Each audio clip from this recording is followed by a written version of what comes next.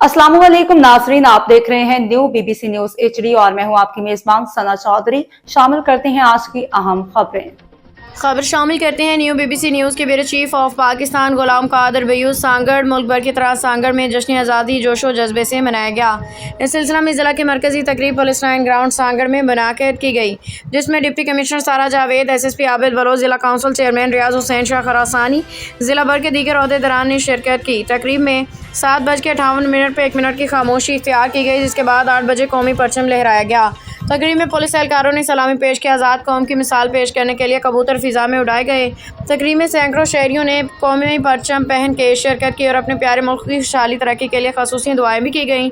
Deputy commissioner सारा जावेद ने मरकजी तकरीब में खिताब करते हुए कहा कि तमाम पाकिस्तानी को यौम आज़ादी मुबारक, जो कि 73 साल पहले हमारे बुजुर्गों ने अजीम कुर्बानी से दिलाई थी। इस साल जश्न आज़ादी मार्का के उन्वान से महीना भरपूर तकरीबात जारी रहेंगी। रवां साल ज़िला भर में 20,000 पौधे लगाए जाएंगे। उन्होंने कहा कि हम ज़िला में तालीम और सेहत में बेहतरी लाएंगे, कायदे आज़म के उसूलों पर अमल करते हुए मुल्क को तरक्की देंगे। SSP सांगड़ आबिद अली बलोच ने तकरीब से खिताब करते हुए कहा कि आज यौम आज़ादी, जिसकी पूरी कौम को मुबारकबाद पेश करता हूँ। तकरीब परचम कुशाई के बाद डिप्टी कमिश्नर SSP ने पुलिस लाइन में यादगार शोधा पे पौधे लगाए। जश्न आज़ादी मार्का के सिलसिले में district council human rights commission Ghulam Qadir रुनर पादरी गोट में भी प्रोग्राम मुनाकिद किए गए, जिसमें डिप्टी कमिश्नर SSP ने शामिल होकर जश्न आज़ादी का केक। अब तक के लिए इतना ही। मज़ीद खबरों और अपडेट से बाखबर रहने के लिए देखते रहें न्यू बीबीसी न्यूज एचडी।